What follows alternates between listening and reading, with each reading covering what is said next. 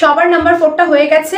এবার আমরা নাম্বার 5 এর কোশ্চেনটা সলভ করব। ওকে, নাম্বার 5 এর কোশ্চেনটা তো অনেকটাই টাফ, এটা তো আমার একটু প্র্যাকটিস করে তারপর বলতে হবে, কিন্তু এটা তো বুঝতে দিলে চলবে না, কিছু একটা করতে হবে। ওকে স্টুডেন্টস, তো আমি তো তোমাদের 1 2 3 4 করিয়েই দিলাম সলভ। এবার নাম্বার 5 এন্ড 6 তোমরা এখানে বসে সলভ করে আমাকে দেখাবে, ঠিক আছে? করো প্রত্যেকে। ম্যাম নাম্বার 5টা না পারছি না, এটা না অনেকটাই টাফ আর একটু অন্যরকম। নাম্বার 5 এর কোশ্চেনটা সলভ করতে পারছো না কেন? এত ইজি একটা কোশ্চেন সলভ করতে পারছো না কেন? এতক্ষণ ধরে যে আমি এতগুলো করিয়ে দিলাম সেম টাইপের জিনিস, তো তুমি একটা কেন কোশ্চেন সলভ করতে পারবে না? দেখো তোমাদের ফ্রেন্ডসদের অবস্থা, একটু হেল্প করো তো ওকে নাম্বার 5 এর কোশ্চেনটা সলভ করতে। ম্যাম আসলে আমিও পারিনি। ও তুমিও পারছো না? সত্যি তোমরা দুজনে একই রকম। আচ্ছা নাম্বার 5 এর কোশ্চেনটা কে সলভ করতে পেরেছে বলো তো? একটু সামনে এসো তো দেখি কে ভালো পেরেছে আজকে।